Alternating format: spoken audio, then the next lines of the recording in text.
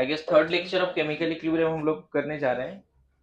पहले दो लेक्चर में हमने क्या पढ़ाया था? सबसे पहला lecture types of chemical reaction, homogeneous, heterogeneous, exothermic, endothermic, fast, slow, moderate, and जो सबसे इंपॉर्टेंट था रिवर्सिबल एंड इरिवर्सिबल। याद है? वो बड़ा जल्दी हो गया था। And what is the meaning of chemical equilibrium, तो वो समझाया था। केमिकल इक्विलिब्रियम होता क्या है, इक्विलिब्रियम स्टेट क्या होता है, ये भी समझाया था।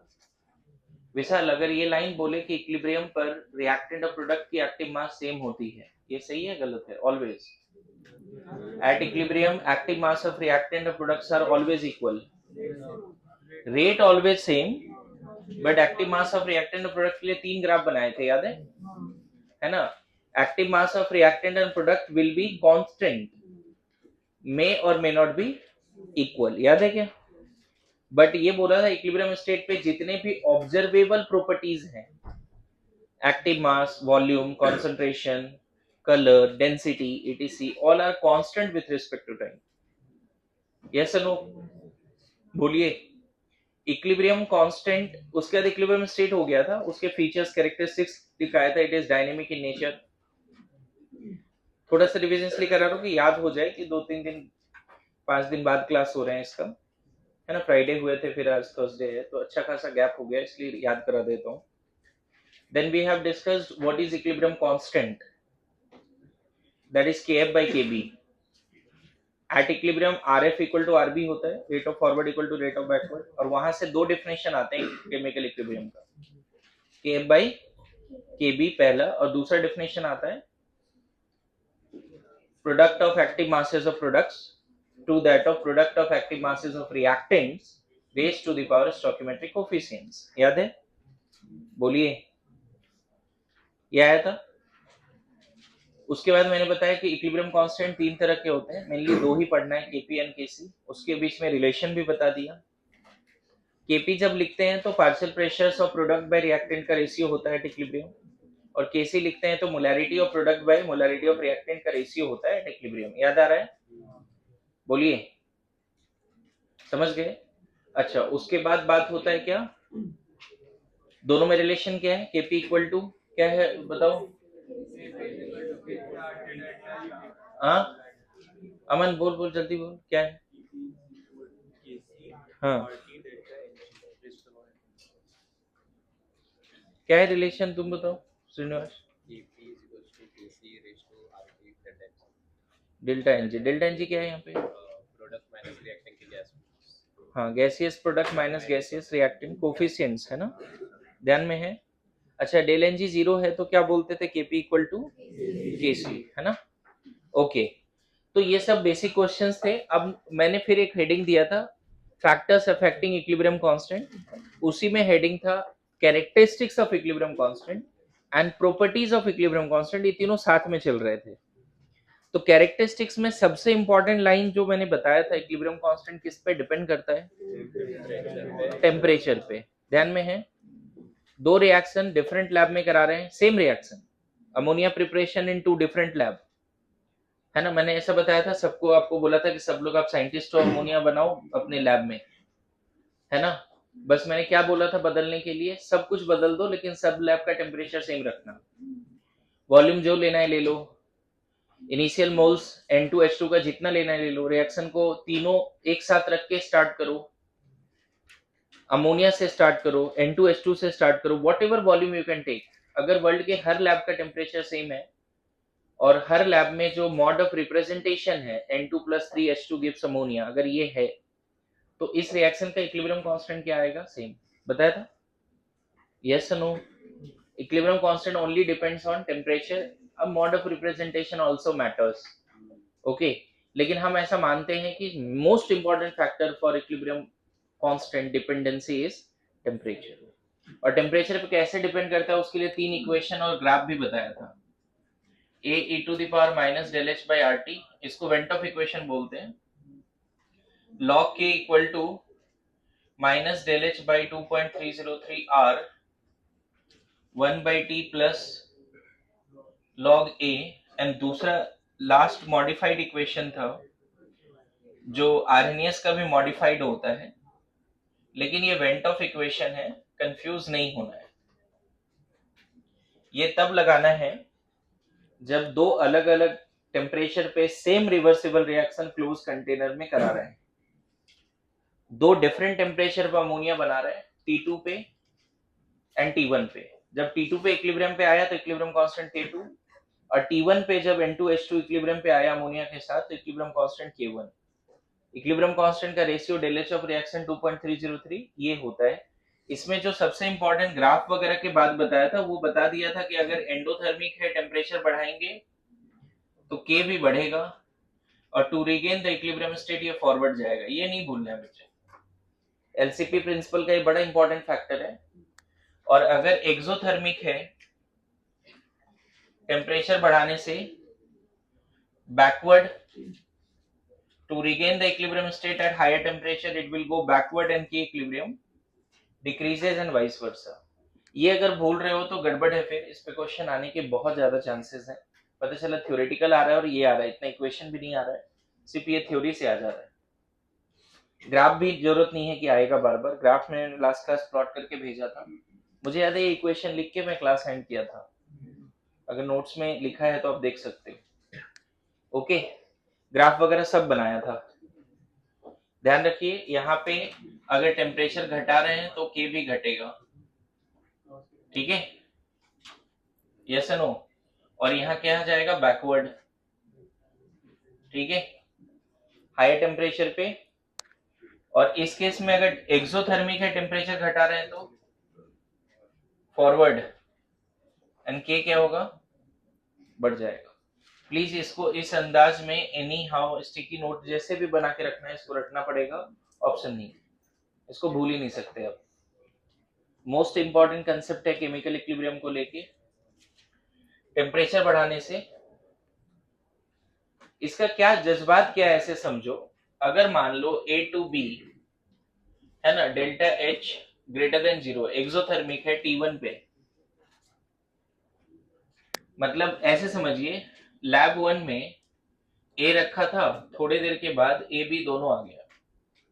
गौर करना क्या बता रहा हूं, A रखा था और A B दोनों आ गया थोड़ी देर के बाद, ठीक है। मान लो A 10 रखा था, अभी A B दोनों आ गया, ये 3 और ये 7 हो गया। किस टेम्परेचर पे इक्विलिब्रियम है, T1 पे। किस टेम्परेचर पे है, T1 पे। मैं थोड़ा सा और लीमन लैंग्वेज में समझा रहा हूं कि इसका क्या मतलब है। तुमने क्या किया, जब ये इक्विलिब्रियम पे मजे में था 10 0 और एट इक्विलिब्रियम एट T1 कितना है 3 7। ध्यान से सब लोग, ये इक्विलिब्रियम पे मजे से था, इक्विलिब्रियम पे था, A और B 3 7 लाके एकदम खुश है, रेट ऑफ फॉरवर्ड बैकवर्ड चल रहा है बराबर से T1 टेम्परेचर पे। A और B में कोई चेंजेस नहीं आ रहा है क्योंकि रेट ऑफ फॉरवर्ड बैकवर्ड बराबर है। सडनली इस रिएक्शन मिक्सचर को समझना, रियलाइज करना लैब में क्या हो रहा है उस पर बात कर रहा हूं। सडनली इस रिएक्शन मिक्सचर को आप एक बाथ टब में रख देते हो जिसका टेम्परेचर T2 है, या मान लो ये रिएक्शन मिक्सचर इस क्लासरूम में है 25 डिग्री C पे। इस पूरे रिएक्शन मिक्सचर को सडनली हम सामने वाले क्लासरूम में ले जाते हैं जो 50 डिग्री पे। क्या हो रहा है समझ में है? सडनली लैब 2 में सेम रिएक्शन मिक्सचर रख दिया तुमने, अभी भी A B है ना, ये 3 ये 7, लेकिन अभी कितने टेम्परेचर पे है, T1 पे 3 7 था तो इक्विलिब्रियम पे था।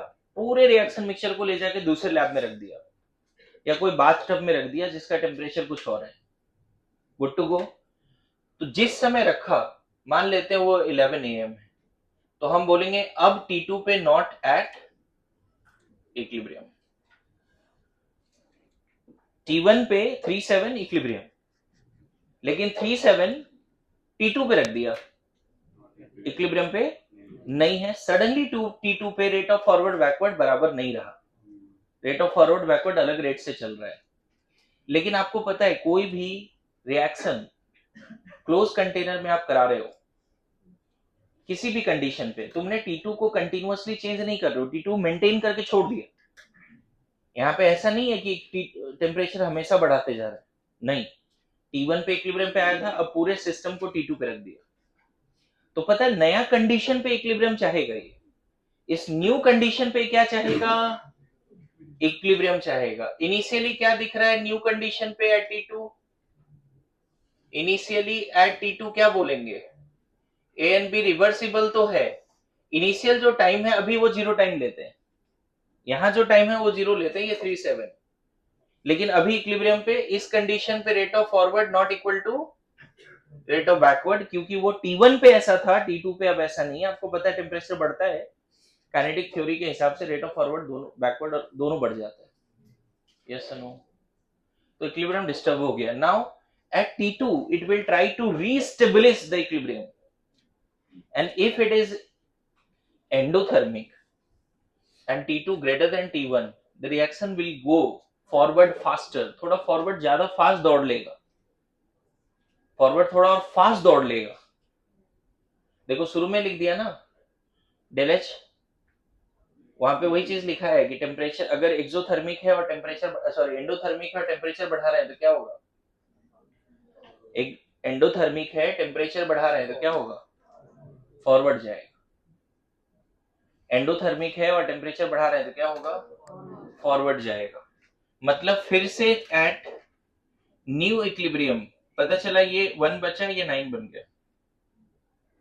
मतलब न्यू इक्विलिब्रियम पे एक्टिव मास का रेशियो भी बदलेगा। टेम्परेचर के पास खासियत ये है कि न्यू इक्विलिब्रियम पे एक्टिव मास का रेशियो भी बदलेगा। अब बताओ इस टेम्परेचर पे K1 कितना आ रहा है? 7/3। और यहीं पर यहां दिया हुआ है बच्चे T2 ग्रेटर देन T1, तो K2 कितना आ जाएगा? 9/1। देखो इस लाइन को मैंने प्रैक्टिकली समझाने का कोशिश किया है कि किसी भी एंडोथर्मिक रिएक्शन को अगर तुम हाई टेम्परेचर पे रख देते हो, मतलब लो टेम्परेचर पे अगर इक्विलिब्रियम कांस्टेंट K1 है तो हाई टेम्परेचर पे भी इक्विलिब्रियम पे आएगा, बट उस केस में इक्विलिब्रियम कांस्टेंट K2 हो जाएगा which is greater than K1, and to मतलब हाई टेम्परेचर पे to regain the equilibrium state ये थोड़ा फॉरवर्ड फास्ट दौड़ा होगा। क्या बोला समझ में? ये पूरा लैब से समझ में आ रहा है क्या बता रहा हूं? T1 पे लैब 1 में T1 पे आपने सिर्फ A से स्टार्ट किया था, A को 10 लिया। T1 पे जब इक्विलिब्रियम पे आया 3/7 हो गया, उस समय इक्विलिब्रियम कांस्टेंट कितना है? 7/3। सडनली इस पूरे रिएक्शन मिक्सचर को आप एक दूसरे लैब में रख दिए या एक बाथ टब में रख दिए जिसका टेम्परेचर T2 है जो T1 से ज्यादा है। जैसे आप रखोगे उस समय इक्विलिब्रियम डिस्टर्ब हो चुका है। अब न्यू कंडीशन पे न्यू टेम्परेचर पे वो फिर से इक्विलिब्रियम रीगेन करेगा, फिर से इक्विलिब्रियम रीगेन करेगा। मेरी बात समझ रहे हो? फिर से इक्विलिब्रियम रीगेन करेगा, और इक्विलिब्रियम रीगेन करने के लिए फॉरवर्ड फास्ट दौड़ा होगा, ये भी इंपॉर्टेंट बात है। और जब इक्विलिब्रियम रीगेन किया होगा उस समय इक्विलिब्रियम कांस्टेंट कितना आया है? इससे ज्यादा आएगा, क्योंकि प्रोसेस क्या है? एंडोथर्मी। अब देख सडनली लैब 3 में क्या करते हैं, एक नया चीज सिखाता हूं अभी। लैब 3 में क्या कर रहे हैं? लैब 3 में बताओगे? लैब 3 में मैं इसी को उठा के लेके जा रहा हूं, इनिशियल ए और बी, ठीक है? लैब 3 में 3/7 है, मैं ए बी को ही उठा के लेके जा रहा हूं। लेकिन लैब 3 का खासियत क्या है कि लैब 1 का जो टेम्परेचर है वही टेम्परेचर इसका है। लैब 3 में मैंने टेम्परेचर नहीं बदला, लैब 1 का रिएक्शन मिक्सचर को लैब 3 में ले गए क्लोज ही। लेकिन मैं यहां बदल क्या दिया? या तो वॉल्यूम चेंज कर दिया, ठीक है, या प्रेशर चेंज कर दिया, ठीक है। वॉल्यूम चेंज, प्रेशर चेंज, बाहर से ए को बढ़ा दिया या घटा दिया, बाहर से ए भी डाल दिया, बी या कैटलिस्ट यूज कर लिया। बात समझना? लैब 1 के रिएक्शन मिक्सचर को लैब 3 में ले गए, और उस रिएक्शन मिक्सचर में अगर मान लो पिस्टन लगा हुआ है तो उसको कंप्रेस कर दे रहे हैं। समझा? अगर पिस्टन लगा हुआ है तो क्या कर रहे हैं? कंप्रेस एक्सपेंड कर रहे हैं। क्लियर है? मान लो यहाँ 10 लीटर था, वहां 5 लीटर करके छोड़ दिया। पूरे रिएक्शन मिक्सचर यहाँ 10 लीटर में मजे कर रहा था, मैंने लैब 3 में ले जाके उसको 5 लीटर कर दिया।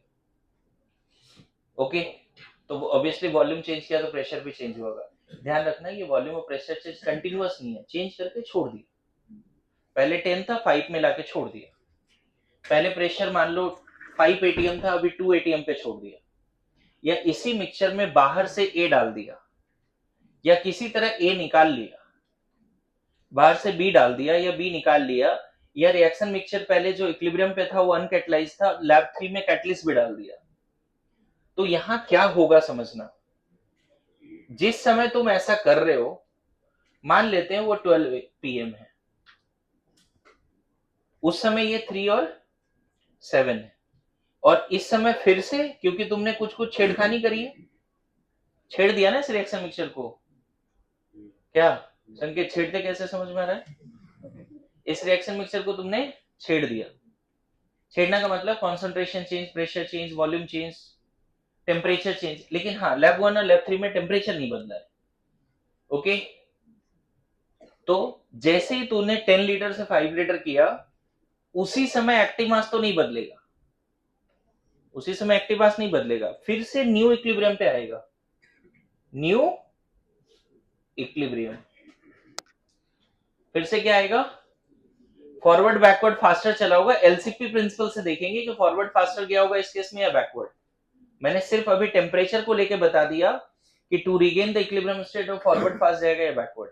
लेकिन जब वॉल्यूम चेंज करेंगे तो टू रीगेन द इक्विलिब्रियम ये फॉरवर्ड जाएगा या बैकवर्ड जाएगा, प्रेशर चेंज करेंगे तो फॉरवर्ड जाएगा बैकवर्ड जाएगा। ये सब हम पढ़ने वाले हैं कहां पर, एलसीपी प्रिंसिपल में। थोड़ा टाइम देते हैं उसको, अभी नहीं पढ़ते। Good to go. लेकिन पता है फिर से न्यू इक्विलिब्रियम पर अगर ये एक्स वाई हो गया, न्यू इक्विलिब्रियम पर थर्ड लैब में थोड़ा फॉरवर्ड बैकवर्ड चला और ए और बी चेंज होके 3 से x हो गया और b जो है 7 से y हो गया। इस कंडीशन पे अगर k निकालोगे y बाई एक्स, ये फिर से आएगा 7/3। यही खासियत है बस। मतलब equilibrium constant only depends on temperature.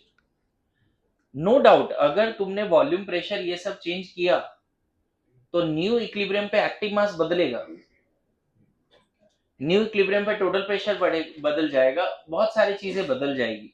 लेकिन न्यू इक्विलिब्रियम पर रेशियो फिर से वही आएगा जो पहले आया था। सिर्फ टेम्परेचर चेंज करोगे तो देखो, वॉल्यूम, प्रेशर ये सब चेंज करोगे, फॉरवर्ड बैकवर्ड फास्ट जाएगा, उसमें कोई डाउट नहीं है। फॉरवर्ड बैकवर्ड फास्ट जाएगा to regain the equilibrium. Temperature change करने से इक्विलिब्रियम कांस्टेंट भी बदल जाएगा। लेकिन अदर फैक्टर कुछ भी चेंज कर लो, इक्विलिब्रियम कांस्टेंट फिर नहीं बदलेगा। ये फिर से किसके बराबर आ गया बच्चे, लैब 1 के बराबर। तो लास्ट क्लास जो पढ़ाया था ना, उसको भी 20 मिनट देके फिर से समझाया। वहां पे लिखा था ना line, it depends only on and it is independent of volume change, concentration change. Initial तुम कितने मोल से शुरू करो फर्क ही नहीं पड़ता, सबको साइंटिस्ट बनाया था। अमोनिया का मोल तुमने अपने आप से लिया था, कुछ भी लिया था, वॉल्यूम भी कुछ भी लिया था, लेकिन बाद में जो रेशियो आया था, समझ में आया? तो लैब 1 और 2 का टेम्परेचर अलग है तो डेफिनेटली इक्विलिब्रियम कांस्टेंट अलग आएगा। लेकिन सेम रिएक्शन दो लैब में करा रहे हैं, लैब 1 और लैब 3 में टेम्परेचर सेम है तो इक्विलिब्रियम कांस्टेंट नहीं बदलेगी। गुड टू गो, बोलिए पक्की बात। नाउ ये लेक्चर 3 देके लिख लो ये पूरा पार्ट, है ना? क्या समझाया, थोड़ा आइडिया तो रहेगा कि क्या क्या बातें हुई है। हाँ जल्दी लिखिए। एक टर्म, लेकिन हेडिंग क्या दिया था हमने? हाँ, तो उसमें कैरेक्टरिस्टिक्स भी दिया है ना, तो कैरेक्टरिस्टिक्स ऑफ इक्विलिब्रियम कांस्टेंट लिख लेते हैं, फिर पढ़ेंगे वो। सिग्निफिकेंस लिखाया था इक्विलिब्रियम कांस्टेंट का, याद है? If equilibrium constant is very high, what does it mean? याद आ रहा है क्या सबको? हाँ, वो भी याद रखना, सिग्निफिकेंस याद रखना। इक्विलिब्रियम कांस्टेंट के वैल्यूज को देख के हम बता सकते हैं प्रोडक्ट ज्यादा स्टेबल है या रिएक्टेंट ज्यादा स्टेबल है। ध्यान में है क्या? ओके, सो प्रॉपर्टीज में सबसे पहला प्रॉपर्टीज लिख लो, प्रॉपर्टीज ऑफ के इक्विलिब्रियम। इसमें मैं जज्बात नहीं लिखाऊंगा, ए से बी अगर इक्विलिब्रियम पे है और K1 है तो B2A इक्विलिब्रियम हो जाएगा K1 dash that is 1/K1। Simple है। If you reverse the reaction, equilibrium constant become reciprocal of the first. देखो हो क्या रहा है, इसको लैब के लेवल पे क्या हुआ होगा समझो। किसी ने ए लिया होगा कंटेनर में और थोड़े समय के बाद ए और बी दोनों बन गया। मान लेते हैं ये 3 और ये 7। सब लोग ध्यान दीजिएगा, कोई स्टूडेंट है या किसी ने भी ए से स्टार्ट किया और थोड़ी देर के बाद इक्विलिब्रियम पे क्या दिखा, वॉल्यूम, टेम्परेचर, ये सब फिक्स है, ये सबको नहीं बदल रहे हैं। अब मान लो किसी को मन किया कि रिप्रेजेंटेशन ऐसे लिख देने का, क्योंकि यहाँ रिएक्टेंट सिर्फ ए थोड़ी है, बी भी तो रिएक्टेंट बन सकता है। ये जो बैलेंसिंग लिखने का तरीका है वो तो तुम खुद डिसाइड करते हो ना। लैब के लेवल पे कुछ नहीं बदला है, पहले ए था और ए बी अब दोनों है, ए 3 है और बी 7 है। लैब के लेवल पे ऐसा है, रिएक्शन मिक्सचर के लेवल पे कुछ नहीं बदला। ये मॉड ऑफ रिप्रेजेंटेशन तुम करते हो। तो किसी ने इस तरह से रिप्रेजेंट किया तो इक्विलिब्रियम कांस्टेंट क्या लिखेंगे, देखो यहाँ पे 10 था, ये 0 था, और एट इक्विलिब्रियम कितना है 3 7, तो यहाँ कितना लिख देंगे 3/7। और किसी को मन किया कि नहीं चलो इस तरह से लिखते हैं, तब t = 0 पे क्या लिखना होगा, इसको 0 इसको 10। हाँ ठीक है। किसी को मन किया कि ठीक है B2A लिख देते हैं, तो t = 0 पे B तो है ही नहीं ना, सिर्फ A है। और एट इक्विलिब्रियम क्या लिख दोगे, अब ये 7 ये 3, तो इस रिप्रेजेंटेशन में प्रोडक्ट ये है ना, तो यहाँ पे K1 डैश क्या लिखोगे A/B ना। यहाँ पर इस वाले रिप्रेजेंटेशन में K1 डैश क्या लिखोगे, तो ये कितना आ जाएगा 3/7। और इस वाले रिप्रेजेंटेशन में K1 क्या लिखोगे B/A। आ रहा है समझ में। तो हो क्या रहा है कि सेम रिएक्शन को एक रिएक्शन दिया रहेगा, मान लो ऐसा दिया हुआ है कि N2 + 3H2 गिव्स अमोनिया, और इसका K इक्विलिब्रियम मान लो 10⁻² दिया है, और आपसे पूछेगा सेम रिएक्शन का अगर रिप्रेजेंटेशन बदल दें तो इक्विलिब्रियम कांस्टेंट क्या होगा, कितना हो जाएगा। रिप्रेजेंटेशन बस बदल दिया, यहाँ पे अमोनिया बाय N2H2 लेना होगा, यहाँ N2H2 बाय अमोनिया लेना होगा। लैब में कुछ नहीं बदला है, लैब में जो N2H2 और अमोनिया है वही है, लैब लेवल पे कुछ नहीं बदला है। अरे ये सुनो, लेकिन expression of equilibrium constant depend करता है रिएक्शन कैसे लिखते हैं। यहाँ पे एक्सप्रेशन होगा अमोनिया बाय N2H2, और इसके लिए एक्सप्रेशन क्या होगा N2H2 बाय अमोनिया। लेकिन लैब में क्या कोई चीजें बदली है, यहाँ अगर इक्विलिब्रियम पे ये XYZ है तो यहाँ पे क्या लिखना पड़ेगा ZXY, नहीं लिखना पड़ेगा क्या, सिर्फ तुमने प्रेजेंटेशन बदल दिया है। तो यहाँ पे कितना हो जाएगा, आ रहा है समझ में। तो सिंपल प्रॉपर्टी जैसे याद रख लो, A2B अगर इक्विलिब्रियम कांस्टेंट पता है तो B2A क्या हो जाएगा, बोलिए इजी है। सेकेंड प्रॉपर्टी बात करता हूं, इसको लैंग्वेज में लिखवाने का जरूरत है क्या, नहीं ना।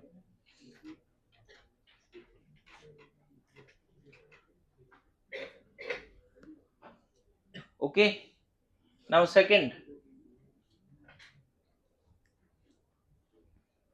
प्रॉपर्टी देखो, A2B इक्विलिब्रियम कांस्टेंट अगर K1 है तो कभी कभी 2A से 2B पूछ लेगा, या 1/2A से 1/2B पूछ लेगा, 3A से 3B पूछ लेगा, ऐसा भी रहता है। ठीक है, A से B अगर K है, पहले तो देखो यहाँ K क्या लिखना पड़ेगा हमें B/A, लेकिन यहाँ K2 क्या लिखना पड़ेगा B का स्क्वायर बाई A का स्क्वायर। क्या इसको ऐसा बोल सकते हैं B/A का होल स्क्वायर, और B/A लैब लेवल पे तो B और A हमेशा सेम है, मतलब फर्स्ट केस में अगर ये 3 7 है तो हर जगह पे क्या लिखना पड़ेगा हमें। अरे लैब में चीजें नहीं बदली है, ये रिप्रेजेंटेशन तुम डिसाइड करते हो। कोफिशिएंट हाफ रखना है, 1 रखना है, 2 रखना है, तुम डिसाइड करते हो। लैब में 3 7 है तो यहाँ भी 3 7, इधर भी 3 7, इधर भी क्या एट इक्विलिब्रियम। आ रहा है समझ में? ये नहीं बदलने वाला। इक्विलिब्रियम पे जो एक्टिव मासेस है वो ही रहेगा। तुम रिप्रेजेंटेशन तुम्हारे कंट्रोल में है और रिप्रेजेंटेशन पे इक्विलिब्रियम कांस्टेंट डिपेंड करता है। तो यहाँ कितना आ गया बताओ तो? K1 का स्क्वायर आ गया। Yes no? यहाँ K3 कितना होने वाला है बताओ? पता है B बाई ए का पावर 1/2 1/2, तो पावर कितना लिख दें? और B बाई ए कितना है? K1। तो K1 का कितना हो गया? रूट। यहाँ पे K4 कितना लिख दें? B का क्यूब बाई ए का क्यूब। बोलो कितना हो जाएगा? K1 का cube. So if a reaction at equilibrium having equilibrium constant K and that reaction is multiplied by any number, coefficient will change। Number से मल्टीप्लाई करो कोफिशिएंट चेंज हो जाएगा। जो फाइनल मल्टीप्लाइड इक्वेशन है उसकी इक्विलिब्रियम कांस्टेंट, इनिशियल जो reaction थी उसकी equilibrium constant power to the power of that number by which you have multiplied, power में चला जाएगा। ए से बी अगर K1 है तो 2a से 2b K1 का स्क्वायर, हाफ ऑफ ए से हाफ ऑफ बी K1 का रूट। जो जिस नंबर से मल्टीप्लाई करो पावर में जाता है। 3a से 3b आ गया समझ में? लैब के लेवल पे ना बच्चे ये नहीं बदलते, एक्टिव मास नहीं बदलते। जो इक्विलिब्रियम पे 3 7 है वही रहेगा हमेशा, लेकिन कोफिशिएंट्स बदलने से एक्सप्रेशन फॉर के इक्विलिब्रियम बदल जाता है, इसीलिए अलग रिप्रेजेंटेशन का डिफरेंट इक्विलिब्रियम कांस्टेंट है। Good to go? Second property सबको समझ में आया? ठीक से देख इसको, हो सकता है आज के टैप टेस्ट में भी रहे, ध्यान दे। और सिंपल डायरेक्ट प्रॉपर्टी लगा के क्वेश्चन बन जाएगा। अभी फर्स्ट टाइम ऐसा हुआ था कि ईएनटी में होमवर्क दिया था कि करके आना, और इस पे क्वेश्चन भी दे दिया था। कल पढ़ा आज रहा हूँ, कल दिया था क्वेश्चन इस पे। क्या होमवर्क दिया था? हाँ बिल्कुल। रिकॉर्डिंग देख लास्ट फ्राइडे वाले लेक्चर, प्रॉपर्टीज बोला था पढ़ लेना। वो तो मेरा प्लान था सैटरडे तो उन्हें क्लास नहीं होने दिया, वो तो पेपर सैटरडे ही बना था। सैटरडे क्लास होने देता तो प्रॉपर्टी भी करा देता।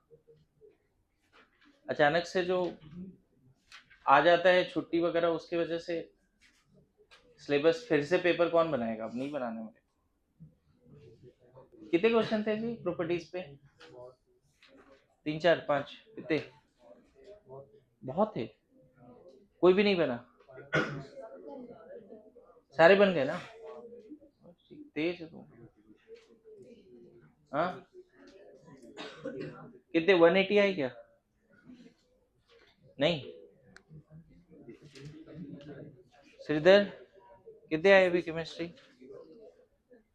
पेपर ही नहीं दिया तूने? अरे वाह, वेल डन। एक बार ताली बजाओ जी, ताली बजा दो एक बार श्रीधर के लिए। क्या ताली बजा रहे हैं? उसने पेपर छोड़ा है।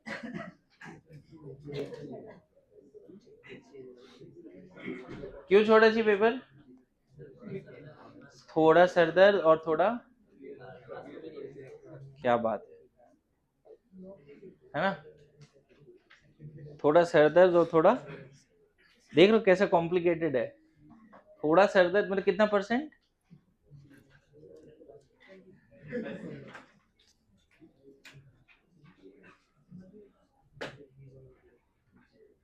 तुम लोग को समझ में आ रहा है कि नेशनल लेवल कंपटीशन का तैयारी चल रहा है? हाँ 24-25 लाख बच्चे एग्जाम देंगे, उसमें तुम्हें फाइट करना है। हाँ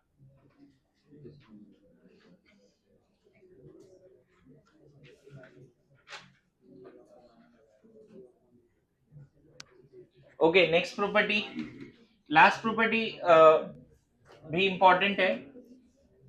इधर लैंग्वेज नहीं लिखा रहा हूं, सब लोग समझ रहे हो ना? बिना लैंग्वेज का हो जाएगा।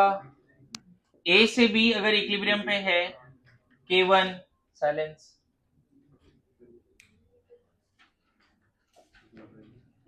बी से सी इक्विलिब्रियम पे है K2, सी से डी इक्विलिब्रियम पे है K3। आपसे कभी कभी पूछा जाता है ए टू डी का इक्विलिब्रियम कांस्टेंट बताइए, तो आपको दिख रहा है कि इन तीनों को ऐड करें तो ये मिल जाएगा। मान लो सारे इक्विलिब्रियम सेम कंटेनर में है, that is called simultaneous equilibrium. A to B भी सेम कंटेनर में, बी टू सी भी, सारे सेम कंटेनर में। When two or more than two reactions at equilibrium in the same container are added, you will get final another equilibrium reaction. जब add करोगे तो final another equilibrium reaction मिलेगा, and the equilibrium constant of the final reaction is product of equilibrium constants of the adding reactions. इसका proof भी है। K1 कितना लिखोगे, B by A, जो रिएक्शन है उसके हिसाब से बताओ, C by B, D by C लिखेंगे, बोलिए।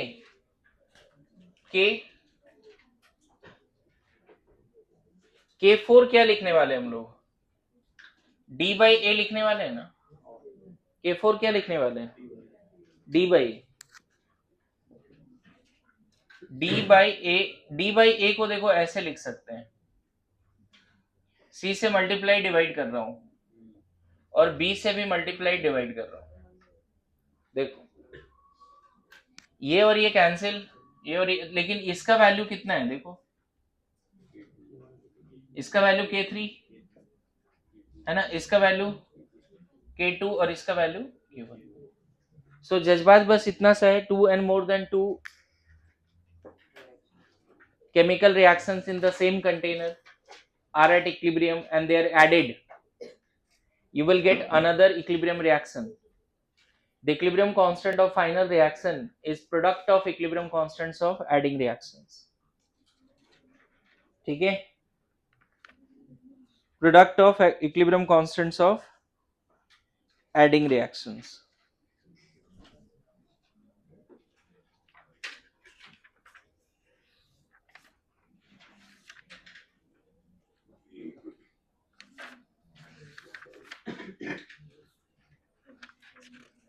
सो कैरेक्टरिस्टिक्स भी पता चल गया आपको, कैरेक्टरिस्टिक्स भी पता चल गया।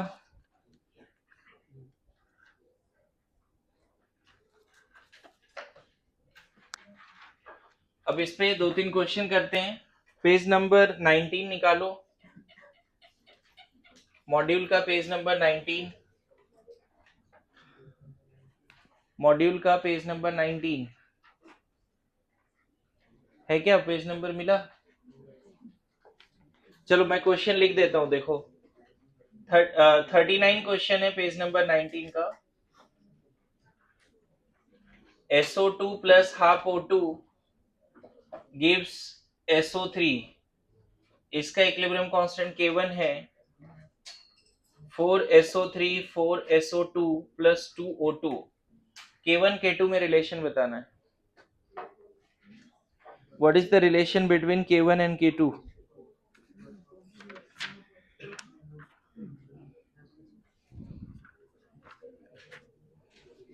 ऑप्शन नहीं लिख रहा हूं, आप खुद से करो इसको।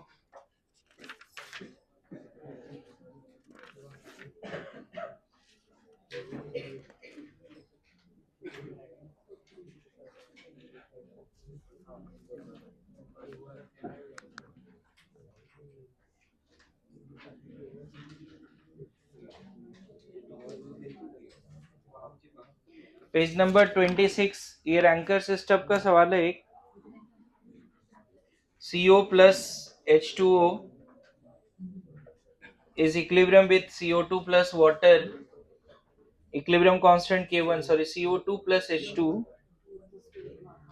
मीथेन प्लस वाटर, बातें नहीं, CO plus 3H2, methane plus 2H2O,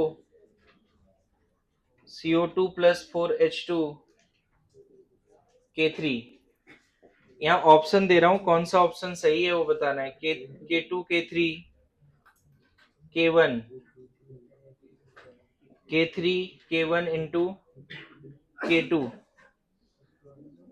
K3 K2 square, sorry K2 cube K1 square। K1 under root K2 is equal to K3। दो क्वेश्चन है, ये दोनों अभी सॉल्व करना है, बोर्ड पे लिख दिया है। ठीक है, तो अभी करो। बना था कल, ये बन गया था। ठीक है, अभी और लोग बना सकते हैं जी। देखो ENT में उनकी प्रैक्टिस हो गई, आप अभी करो जल्दी। ये हटा सकते हैं इधर।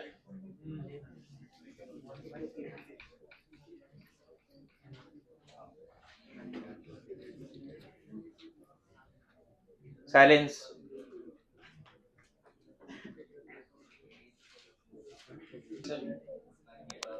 फर्स्ट का आंसर क्या है जी? मुझे लगता है इसको रिवर्स करके 4 से मल्टीप्लाई करना पड़ेगा। तो रिवर्स को 4 से मल्टीप्लाई करो तब ये मिलेगा। रिवर्स ना, एक मिनट, इसको रिवर्स करें तो रिवर्स करने के बाद इक्विलिब्रियम कांस्टेंट 1/k1 होगा, और जो रिवर्स रिएक्शन उसको 4 से मल्टीप्लाई करेंगे तब तो ये होगा। तो K2 इक्वल टू 1/k1 का पावर 4। क्या मैं सही से लिख के बताऊं या समझ पा रहे हैं? नहीं समझ पा रहे, ठीक है। पहले तो बताओ, फर्स्ट वाले को रिवर्स करो, क्या लिख दोगे? SO3 gives SO2 plus half O2। अभी रिवर्स करते थे किसी रिएक्शन का तो K1 डैश क्या लिख देते थे? फर्स्ट रिएक्शन को रिवर्स कर दिया तो इक्विलिब्रियम कांस्टेंट A2B K1 है तो B2A 1/K1 होता है। अब इसी को 4 से मल्टीप्लाई करो तो क्या लिखो? 4SO3 4SO2 plus 2O2। अब बताओ, किसी रिएक्शन को अगर 4 से मल्टीप्लाई किया तो मल्टीप्लाइड इक्वेशन का जो इक्विलिब्रियम कांस्टेंट है K डबल डैश मान लेते हैं, K1 डबल डैश, वो क्या K1 डैश का 4 होगा? जो इसका इक्विलिब्रियम कांस्टेंट है उसका पावर 4। अच्छा, K1 डबल डैश तो क्वेश्चन में दिया हुआ है K2 है। क्वेश्चन में देखो मल्टीप्लाइड इक्वेशन, ये और जो इक्वेशन है उसको गौर से देखो, ये दोनों सेम है। और इसका कितना दिया हुआ है? K2। और K डैश 1/K1 है तो 1/K1 यहाँ रख दो, तो K2 इक्वल टू क्या मिल गया? ठीक है, दो चार क्वेश्चन करने पड़ेंगे, सीख जाओगे। हाँ जी, ये किसने किया है? ये सेकंड ऑप्शन आ रहा है, मतलब फर्स्ट एंड थर्ड को ऐड कर दें, सॉरी फर्स्ट सेकंड को थर्ड ऐड कर दे तो ये आ जाएगा क्या? फर्स्ट सेकंड को ऐड कर रहे हैं तो ये और ये कैंसिल हो रहा है, methane plus 2O2 CO2 and 4। सही है, बढ़िया, बड़ा इजी है। पहला दूसरा को सिंपली ऐड कर दो, फर्स्ट सेकंड को ऐड कर दो, देखो ये और ये कैंसिल हुआ, क्या मिल गया? रैंकर स्टेप का सवाल नहीं होना चाहिए, बड़ा इजी सवाल है। इन दोनों को ऐड किया, ये मिल रहा है, तो दो इक्वेशन को जब ऐड करते हैं तो उसका इक्विलिब्रियम कांस्टेंट एडिंग इक्वेशन के इक्विलिब्रियम कांस्टेंट के प्रोडक्ट के बराबर होता है।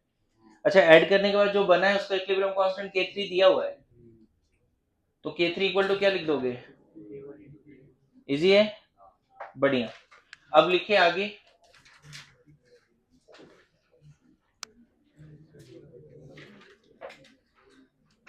चलो पहले यही कर लेते हैं, एलसीपी, सॉरी पहले रिएक्शन कोसेंट करो, रिएक्शन कोसेंट,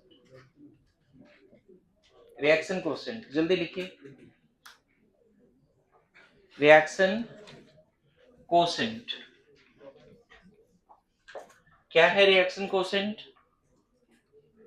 देखिए, अगर कोई रिएक्शन रिवर्सिबल है, साइलेंस, Q जो है, Q का एक्सप्रेशन बिल्कुल के इक्विलिब्रियम जैसा होता है। ये रिएक्शन अगर इक्विलिब्रियम पर है या कोई भी कंडीशन रिवर्सिबल पे क्लोज कंटेनर में करा रहे हैं इस रिएक्शन को, तो इसका जो एक्सप्रेशन होगा, the expression of Q is same as that of K equilibrium. अच्छा बताओ, इसी रिएक्शन का के इक्विलिब्रियम का क्या एक्सप्रेशन होगा? C of C, D of D, A of A, B of B। ऐसा नो, इसी रिएक्शन का इक्विलिब्रियम का क्या एक्सप्रेशन होगा? C of C, D of D, A of A, B of B. Good to go. फर्क क्या है reaction quotient on K equilibrium पे, क्या फर्क है? तो एक डिफरेंस है, ये जब भी लिखोगे एक्टिव मास हमेशा इक्विलिब्रियम पे लिखना है. Equilibrium constant is defined only at equilibrium state, but reaction quotient is defined at any instant of time. मतलब यहाँ पे एक्टिव मास ABCD का इनिशियली भी लिख सकते हो, किसी टाइम t पे भी लिख सकते हो, बिफोर इक्विलिब्रियम भी लिख सकते हो, एट इक्विलिब्रियम भी लिख सकते हो, आफ्टर इक्विलिब्रियम भी लिख सकते हो. The expression of reaction quotient is same as that of K equilibrium. The expression for reaction quotient is same as that of K equilibrium, but reaction quotient is defined at any instant of time. Initially, before equilibrium, at equilibrium, after equilibrium. ठीक है, इस बात लिख लोगे. The expression for K equilibrium is same as that of, sorry, the expression for reaction quotient, इसको Q से represent करते हैं. Reaction quotient, the expression for reaction quotient is same as that of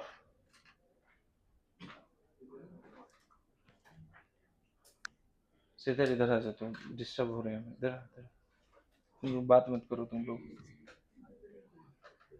है ना.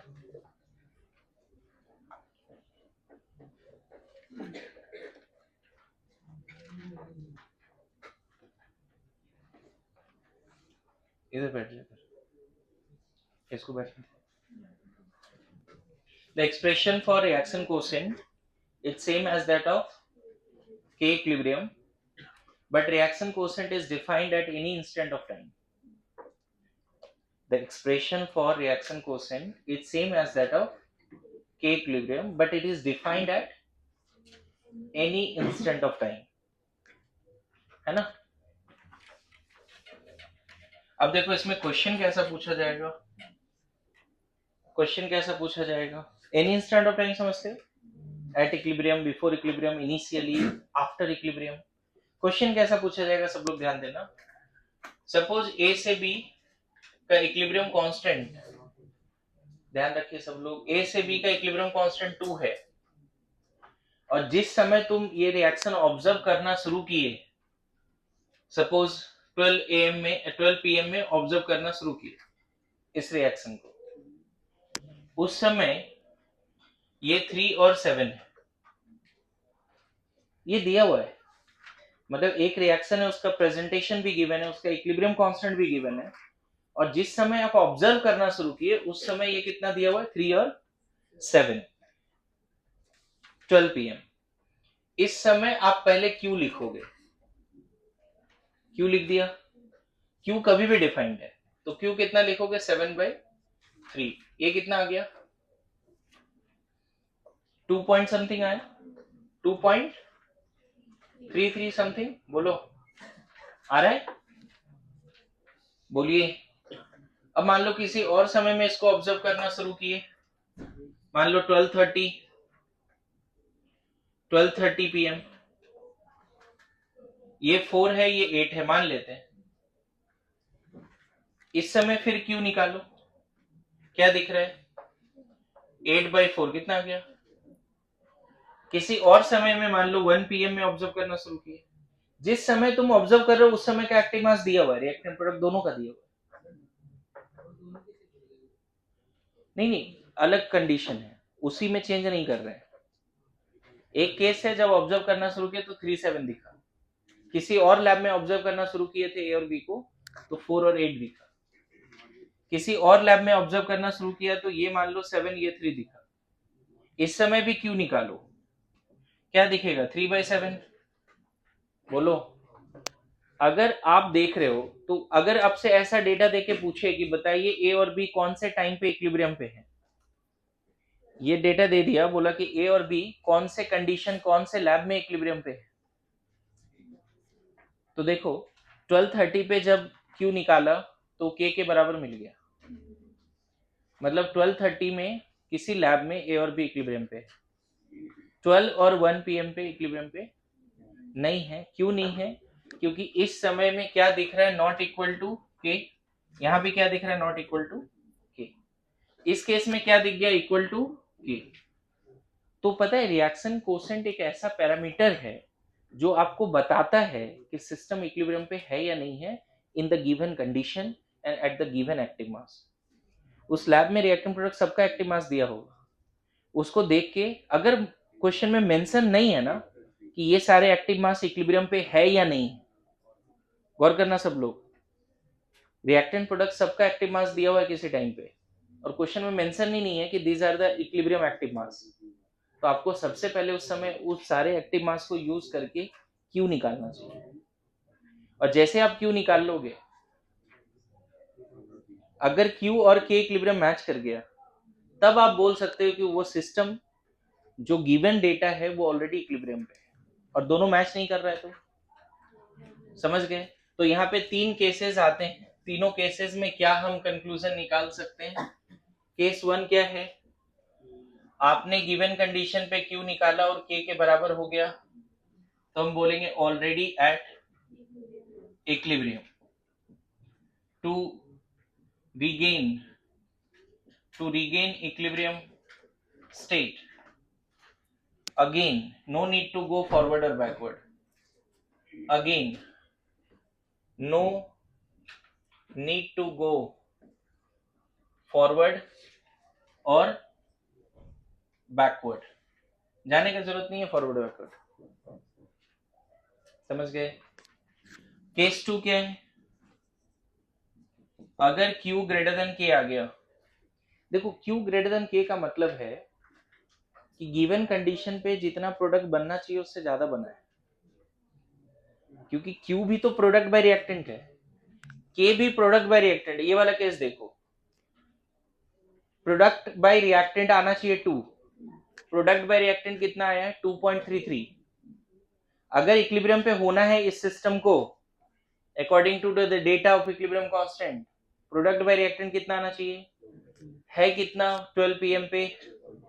इसका मतलब 12 pm पे वो इक्विलिब्रियम पे नहीं है, नॉट एट, तो इक्विलिब्रियम पे नहीं है लेकिन क्लोज कंटेनर में चल रहा है, तो फिर से इक्विलिब्रियम रीगेन करेगा। बोलो, नॉट एट इक्विलिब्रियम। अब यहां से Q और K से पता चल जाता है कि टू रीगेन द इक्विलिब्रियम ये फॉरवर्ड जाएगा या बैकवर्ड जाएगा।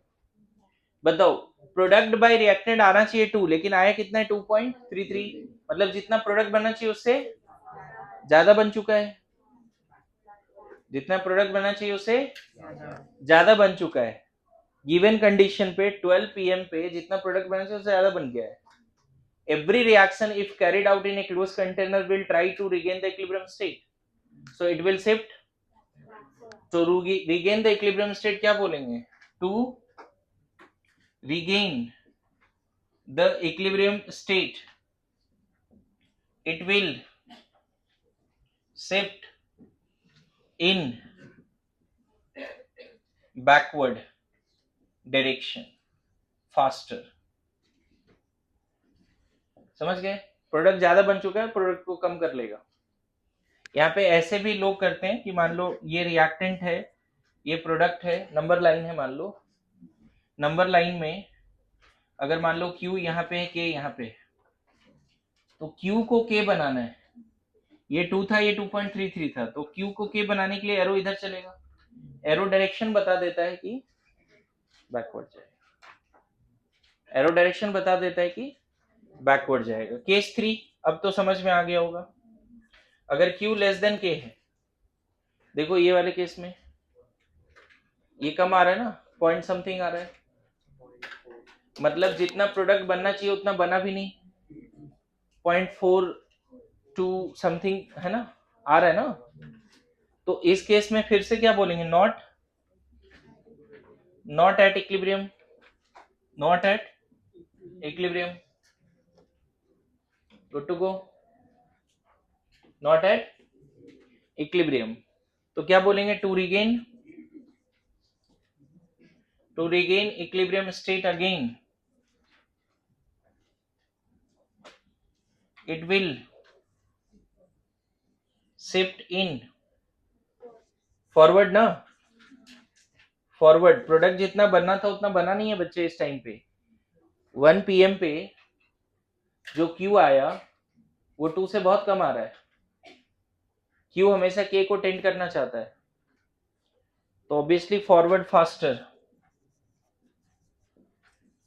तो Q भी एक ऐसा पैरामीटर है जो बताता है कि to regain the equilibrium state reaction will go forward और बैकवर्ड। यहाँ नंबर लाइन के हिसाब से क्या करोगे बताओ? ये रिएक्टेंट है, प्रोडक्ट है, Q कहीं यहाँ पे है ना बच्चे, Q कम है, Q 0.23 है और K कितना है 2। Q किसको अटेन करेगा? K को। तो एरो किधर दिख रहा है? फॉरवर्ड। ऐसे याद कर सकते हैं, ठीक है? बोलिए, सबको आ रहा है समझ में? लिखो जल्दी जल्दी लिखो।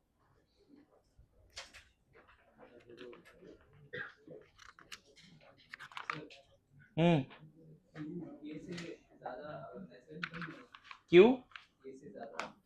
वो डिपेंड करता है तुम कैसे रिएक्शन स्टार्ट कर रहे हो। तुमने ही ऐसा रिएक्शन मिक्सचर रख दिया एक साथ, वही इनिशियल है, मतलब रिएक्टेंट प्रोडक्ट दोनों रखा है तुमने इनिशियली। कर सकते हैं ना, पॉसिबल तो है ना।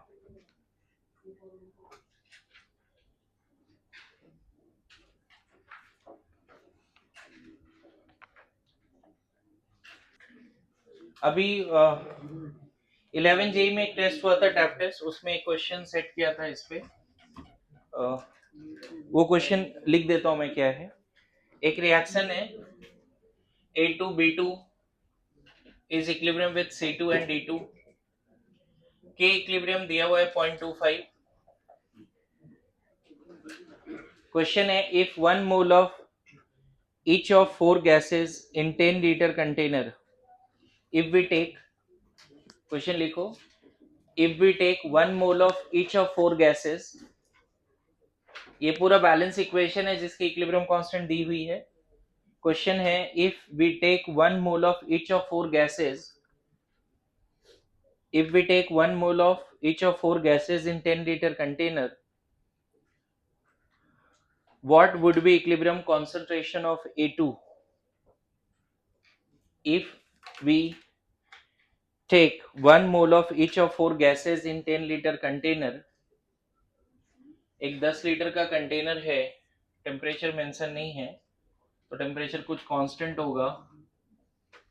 इन सब का 1 मोल ले लिया हमने, 1 मोल। If we take 1 mole of each of 4 gases in 10-liter container, then what will be the equilibrium concentration of A2? Try करो। What would be the equilibrium concentration of A2? ये क्वेश्चन है जिसमें सबसे पहले Q निकालना पड़ेगा, compare करना पड़ेगा कि फॉरवर्ड जाएगा या बैकवर्ड जाएगा to regain the equilibrium state, या ऑलरेडी वो सिस्टम इक्विलिब्रियम पे है। क्या रखा है?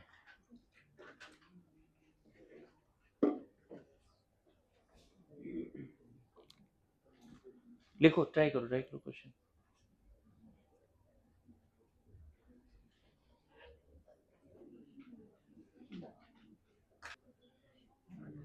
What is the equilibrium concentration of A2? सबसे पहले बताओ, जिस समय तुमने ऑब्जर्व करना शुरू किया वो समय मैं 0 टाइम मान लेता हूं, समझ। जिस समय आपने ऑब्जर्व करना शुरू किया उसको 0 टाइम मान लेते हैं। 0 टाइम पे सारे 0.1 है या नहीं है बताओ, क्योंकि 1 mole of each in 10 litre. हम यहाँ पे मोल्स नहीं लिखते, मोलैरिटी लिखते हैं। अब बताओ इस समय पहले Q निकालो, Q1 आएगा शायद, C2 into D2 by A2 into B2। अब क्या दिख रहा है इस इंस्टेंट पे? Q ग्रेटर देन K दिख रहा है। अब उधर थ्योरी है, देखो, अगर Q ग्रेटर देन K है तो to regain the equilibrium state it will go backward. तो एट इक्विलिब्रियम क्या लिखने वाले हम लोग? मान लो बैकवर्ड चला, तो बैकवर्ड चला तो इसका x से कम हो गया, तो इसका भी x से ही कम होगा। इतना तो आता है, क्योंकि कोफिशिएंट सारे के 1 1 है।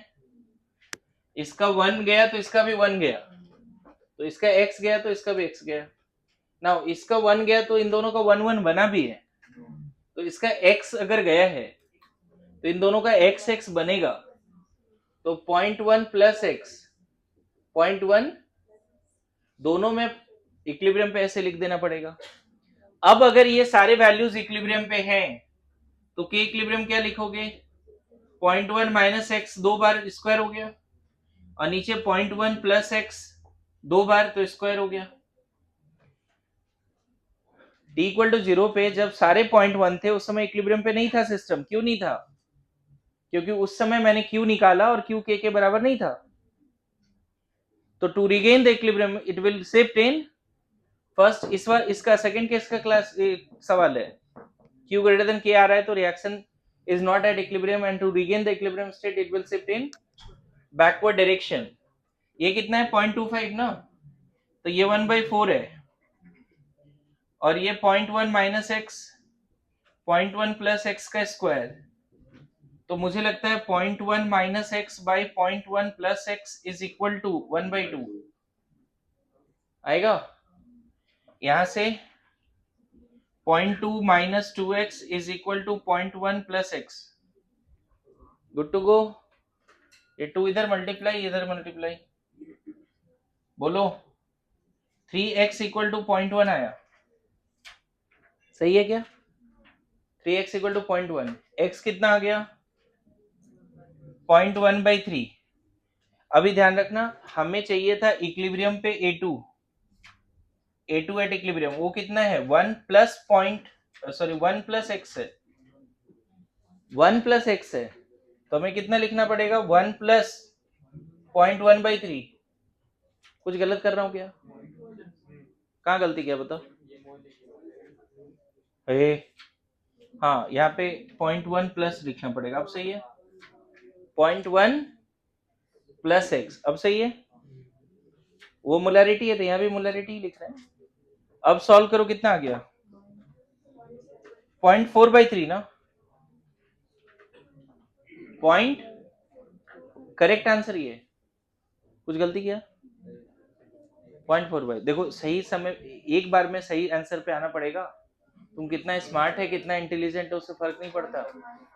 हाँ हाँ हाँ A2 का पूछा है, फॉरवर्ड नहीं जा रहा है रिएक्शन ना, रिएक्शन बैकवर्ड जा रहा है। To regain the equilibrium state it will shift in backward. और पता है अगर गलती से तुम फॉरवर्ड मान के सॉल्व करते ना तो भी आंसर आता, लेकिन वहां पे एक्स का वैल्यू नेगेटिव आता, फिर आएगा आंसर, बिल्कुल आएगा, लेकिन उसमें फिर मैथ्स के चक्कर में पड़ जाओगे तुम कि जब भी रूट लेते हैं तो प्लस माइनस कुछ भी आ सकता है। प्लस हाफ का स्क्वायर या माइनस हाफ का स्क्वायर दोनों 1/4 होगा ना। इस क्वेश्चन को बिना क्यू से भी सॉल्व किया जा सकता था, लेकिन फिर क्या होता देखो समझा देता हूं एक बार। गिवन कंडीशन पे जब रिएक्टेंट प्रोडक्ट सब दिया हो, समझ लो कैसे पता चलेगा कि क्यू निकालना ही है। रिएक्शन का इक्विलिब्रियम कांस्टेंट दिया हुआ है और रिएक्टेंट प्रोडक्ट सभी के एक्टिव मास दिए हुए हैं, तो डेफिनेटली हो सकता है वो क्यू का सवाल है। आपको पहले क्यू निकाल के चेक करना पड़ेगा कि whether the given active mass of reactant products are at equilibrium or not. Good to go। देखो इसी क्वेश्चन को कैसे सॉल्व कर सकते थे, A2 B2 तुम्हें नहीं पता ना कि ये फॉरवर्ड जाएगा बैकवर्ड जाएगा, तो मैं ऐसा करता हूं सबको 0.1 लिख के साइलेंस।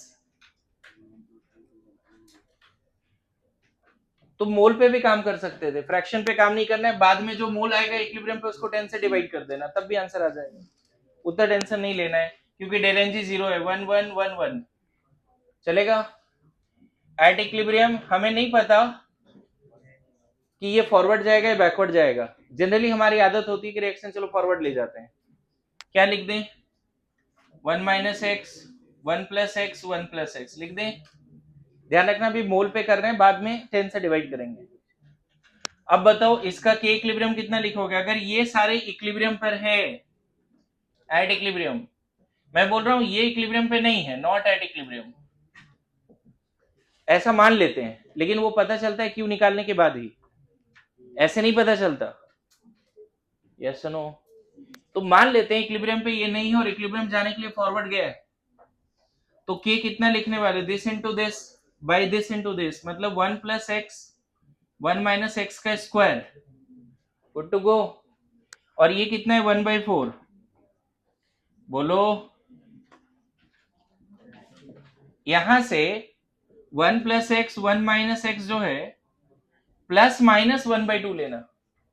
अब यही तुमको थोड़ा सा ध्यान रखना है, क्योंकि जब 1/4 का रूट लोगे तो प्लस माइनस 1/2 लेना पड़ेगा। समझ रहे हो? अब यहां से पहला केस प्लस वाला लेके आगे बढ़ो, कितना मिलेगा? 1/2 प्लस वाला लेके आगे बढ़ते हैं, कितना मिल गया? 2 plus 2x is equal to 1 minus x. 1/3 मिल गया। अच्छा माइनस लेके चले, 1 plus x 1 minus x minus 1/2, multiply करो, 2 plus 2x minus 1 plus x, चलेगा? यहां से x इक्वल टू 3 आ गया। क्या कभी पॉसिबल है x इक्वल टू 3? पॉसिबल है भी, क्यों नहीं पॉसिबल है? अरे 1 - 3 कर देगा क्या? रिएक्टेंट बचा ही नहीं, ये पॉसिबल नहीं है। तो x का वैल्यू कितना आ चुका है? यहाँ पे कुछ गलती किया है क्या? कितना? -1/3 ना? हाँ, ये उधर गया 1 - 2 और x इधर है, सही है। -1/3 वो पॉसिबल क्यों नहीं है? यहाँ भी -3 आ रहा है, क्या ये पॉसिबल है? जितना रिएक्टेंट उससे ज्यादा रिएक्ट कर जाएगा, पॉसिबल है। अगर 1 मोल है तो 0 से 1 के बीच में रिएक्ट करेगा, या मैक्सिमम 1 रिएक्ट करेगा। अरे यस नो? तो ये वैल्यू क्यों डिस्कार्ड किया, सब लोग समझ रहे हो? अब ये वैल्यू यहां रख दो, कितना मिलेगा? ये 1 माइनस -1/3 कितना मिल गया? A2 कितना मिल गया? 4/3। A2 का मोल कितना है इक्विलिब्रियम पे? 4/3। तो A2 का एक्टिव मास इक्विलिब्रियम पे कितना होगा? 4/3 डिवाइड बाय वॉल्यूम। देखो अभी भी वही आया। तो अगर आपको रिएक्शन कोएफिशिएंट का आइडिया नहीं है तो थोड़ा मैथ्स का आइडिया लगा रखना पड़ेगा। क्लियर है? मुझे लगता है, फिर से बोलूं, ये ज्यादा अच्छा तरीका है, उतना टेंशन लेना नहीं है। हाँ ठीक है। So you got the idea what is reaction coefficient and all. Now लिखिए, expressions for Kp and Kc for different homogeneous and heterogeneous reactions. Expression for Kp and Kc, expressions for Kp and Kc for different homogeneous and heterogeneous reactions. Expressions for Kp and Kc for different homogeneous and heterogeneous reactions.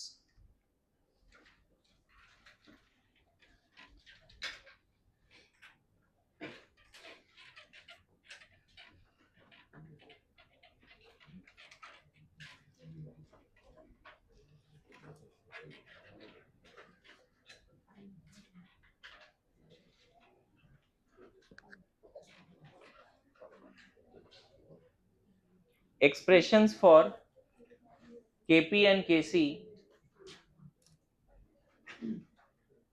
for different homogeneous and heterogeneous reactions. देखो, इस part को समझने के लिए सबसे पहले हमको समझना होगा DoD, alpha, degree of dissociation. Degree of dissociation, degree of dissociation is nothing but moles, molarity, partial pressure, है ना? Decrease in moles, molarity, partial pressure, कोई भी active mass of reactant,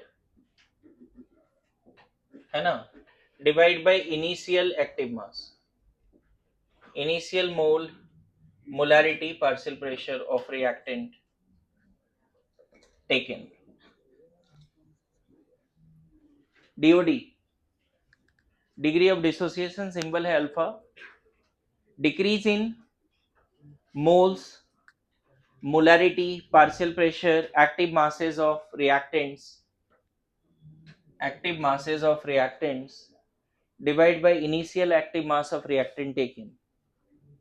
example समझाता हूँ। पहला एग्जाम्पल, अच्छा इसमें भी दो बातें होती है। अगर परसेंटेज अल्फा होता तो सेम डेफिनेशन 100 से मल्टीप्लाई कर देते, बस जो है वही रहता ब्रैकेट में, decrease in molarity by initial, 100 से बस मल्टीप्लाई कर देते। ठीक है, नॉर्मल अल्फा किसी भी रिएक्शन का 0 से 1 के बीच में होता है, और परसेंटेज अल्फा किसी भी रिएक्शन का 0 से 100% के बीच में होता है। अगर स्ट्रॉन्ग इलेक्ट्रोलाइट है तो बोलते हैं कि अल्फा 100% है, मतलब जितना रिएक्टेंट लिया पूरा ही ब्रेक हो गया। अभी इलेक्ट्रोलाइट जब पढ़ेंगे आयनिक इक्विलिब्रियम पे, तो वहां पे बताएंगे वीक एसिड वीक बेस का अल्फा 100% नहीं होता, स्ट्रॉन्ग एसिड स्ट्रॉन्ग बेस का अल्फा 100%। अल्फा सीखते यहाँ है, लेकिन इसका ज्यादा यूज जो है आयनिक में भी है। ठीक है, degree of ionization, degree of dissociation, degree of hydrolysis, इसका अलग अलग नाम होता है। सॉल्ट के लिए degree of hydrolysis, acid base के लिए degree of ionization, weak electrolyte के लिए, और कोई मॉलिक्यूल है तो उसके लिए degree of dissociation. Molecular reaction जब होगा तो, जैसे कैल्शियम कार्बोनेट डिसोसिएट होता है CaONCO2 में, तो वहां पे बोलते हैं डिग्री ऑफ डिसोसिएशन। कोई एसिड है तो डिग्री ऑफ आयोनाइजेशन, क्योंकि आयंस बनते हैं। क्लियर है? सॉल्ट है जो वाटर से रिएक्ट करता है तो उसको बोलते हैं डिग्री ऑफ हाइड्रोलिसिस। मतलब इसी अल्फा का अलग अलग नाम है। डिग्री ऑफ डिसोसिएशन भी बोल सकते हैं, डिग्री ऑफ आयोनाइजेशन भी बोल सकते हैं, एंड डिग्री ऑफ क्या बोल सकते हैं, हाइड्रोलिसिस भी बोल सकते हैं। लेकिन यहाँ पे मोस्टली हम लोग डिग्री ऑफ डिसोसिएशन ही बोलेंगे, क्योंकि we are dealing with molecular equilibrium, not ionic equilibrium. Now see everyone here, एक एग्जांपल, पहला एग्जांपल, ए से बी जा रहे हैं, T इक्वल टू 0 पे 10 मोल है, और किसी समय में मान लेते हैं एट इक्विलिब्रियम ही बोल देते हैं, ये 7 है, ये 3 है। इस केस में अगर अल्फा ऑफ ए पूछा जाता तो पहले 10 है, बाद में 7 है, कितना डिक्रीज हुआ है 3 से, तो 3/10 moles decreased by initial, that is called alpha. चलेगा? सेकेंड एग्जांपल देख, एक्स वाई में जा रहा है, T इक्वल टू 0 पे 5 है, ये 0, मोलैरिटी ले लेता हूं। चलो, किसी समय इक्विलिब्रियम पे इसकी मोलैरिटी 2 मोलर बची है, ये 3 बन चुका है। तो इस केस में alpha of Y, sorry alpha of X, पहले 5 था, अब 2 बचा है, डिक्रीज कितने से हुआ? बड़ा सिंपल है डेफिनेशन, दिख रहा है? मान लेते हैं अमोनिया गैस है जो डिसोसिएट होके N2 और H2 गैस बना रहा है। T इक्वल टू 0 पे इसकी प्रेशर 5 atm है, या चलो 10 atm ले लेते हैं, ये 0 ये 0। किसी समय इक्विलिब्रियम पर है ना, इसकी प्रेशर 6 atm है। अब पहले तो प्रोडक्ट भी लिखो, प्रोडक्ट भी लिखना है कि पार्शियल प्रेशर प्रोडक्ट का क्या होगा, पार्शियल प्रेशर प्रोडक्ट का क्या होगा।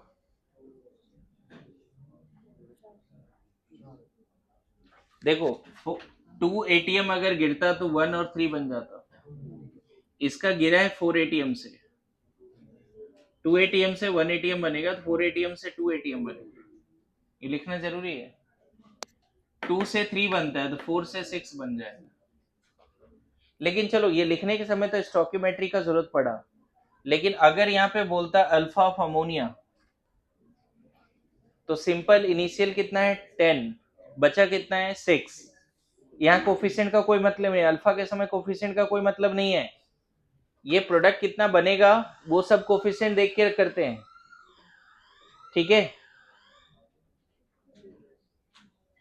फायर सेफ्टी,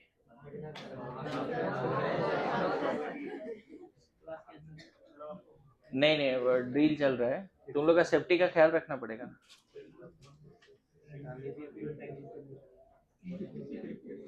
ठीक है, बातें नहीं भागना पड़ेगा। कहाँ जाएगा भाग के? इसको तोड़ के नीचे। हाँ, उधर से मान ले रास्ता है नहीं, फिर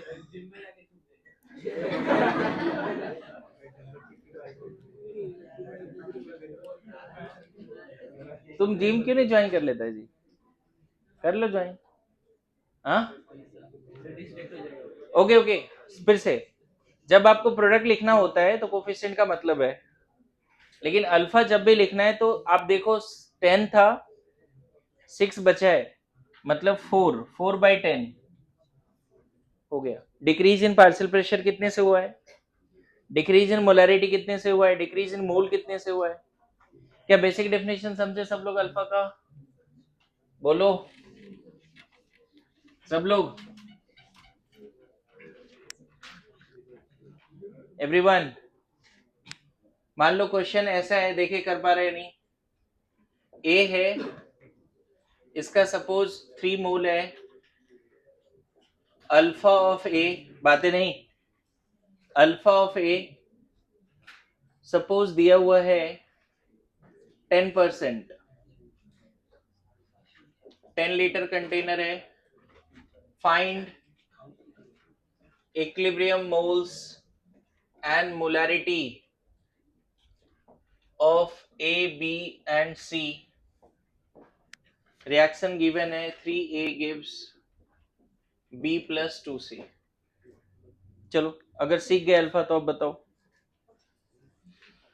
एक कंटेनर में 3 मोल ए लिया है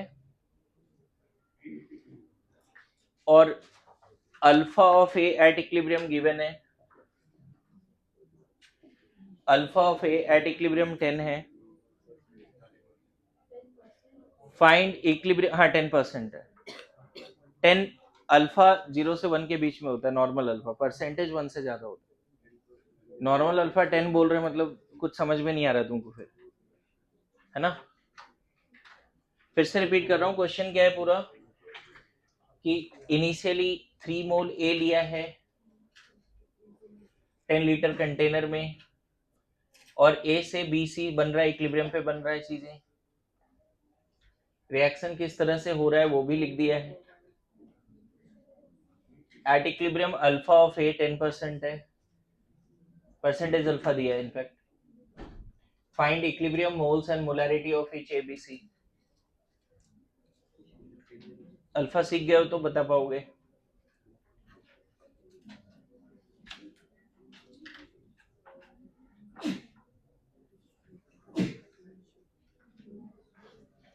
कैसा खांस रहा है जी? कौन सीख रहा है? हाँ, देखिए t = 0 पे मोल से ही शुरू करते हैं, 300। सब लोग ध्यान दीजिए, मोल से शुरू कर देते हैं। इनिशियल मोल दिया हुआ है, वॉल्यूम ऑफ कंटेनर 3 है, बाद में हम मोलैरिटी निकाल लेंगे, पहले मोल से लिख देते हैं। एट इक्विलिब्रियम ए कितना बचेगा? 3 का 10% गया, 3 का 10% गया। मेरी बात समझ रहे हो? डिग्री ऑफ डिस्टेंस 10% है। किसका 10%? जो भी इनिशियल लिया उसका 10% गया। तुम चाहो तो ऐसे भी लिख सकते हो, सब लोग ध्यान देना, इसको 3 - x लिख दो, x के टर्म्स में लिख दो। 3 लिया था और x गया, तो बचा कितना?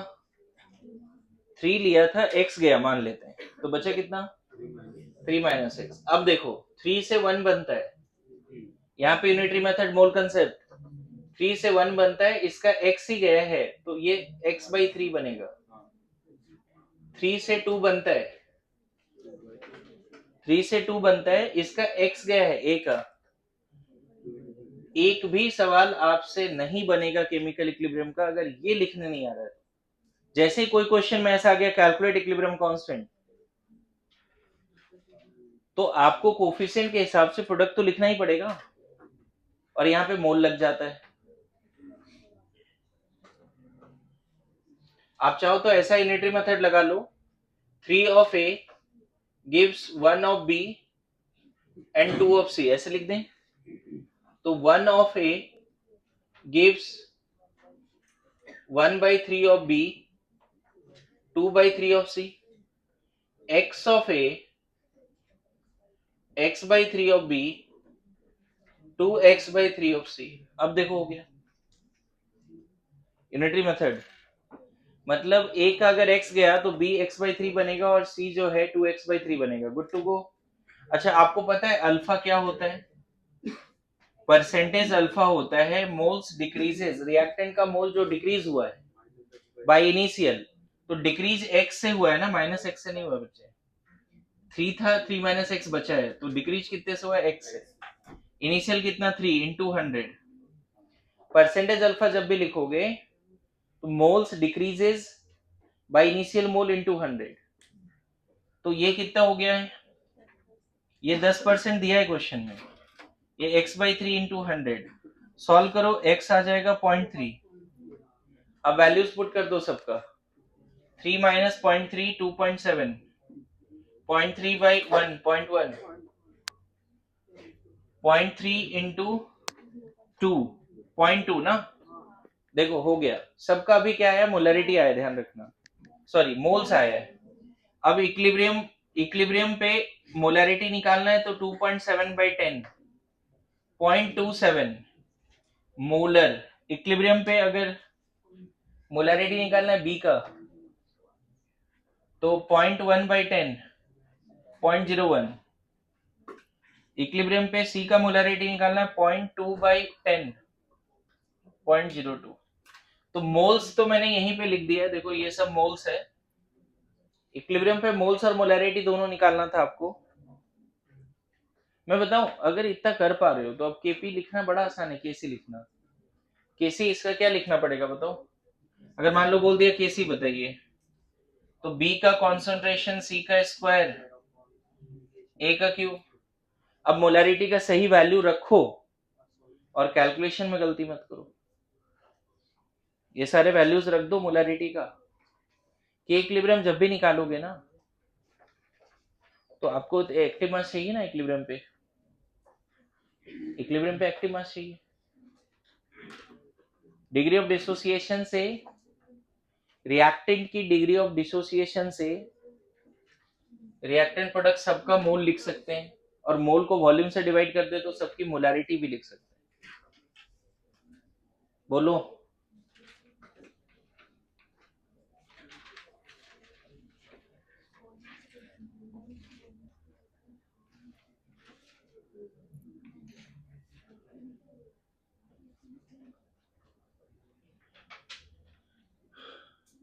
मान लो बोल रहा है PCl5 है 1 mole, alpha of PCl5 at equilibrium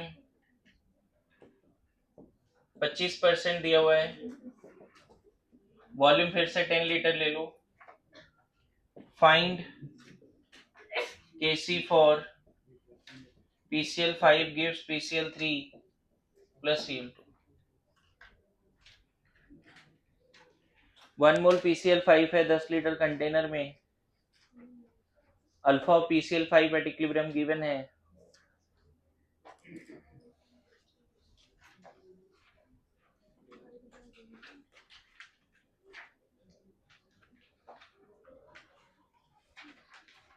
ठीक है, लास्ट ये क्वेश्चन देखते हैं, क्लास एंड करता हूं जी। देखो t इक्वल टू 0 पे कितना दिया हुआ है? ये 100।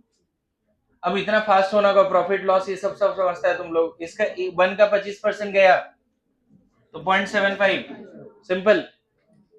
उतना समझा नहीं रहा हूँ, x माइनस करके फिर x निकालू मैं। अरे समझ रहे हैं सब? 1 का 25% गया 0.25 गया। अच्छा 1 से 1 बनता है तो 0.25 से 0.25 बनेगा। इक्विलिब्रियम पे मोल्स लिख रखा हूं, लेकिन हमें कैसी चाहिए, तो 0.25/10 इंटू 0.25/10 0.75/10। PCl3 का मोलरिटी इंटू Cl2 का molarity bye molarity of PCl5। हो गया? इजी है? ठीक है, अभी होमवर्क देखो क्या है सब लोग। होमवर्क एक्सरसाइज 1 का ट्राई करके आ सकते हो आप 76 तक, एक्सरसाइज 176, और रफ में लिख के प्रैक्टिस करके जो आओगे वो कौन सा पार्ट है बताता हूं।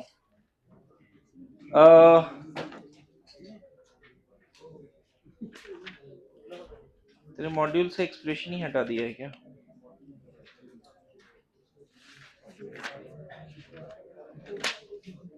ठीक है, बस 76 तक करके हो, एक्सप्रेशन है ही नहीं इसमें।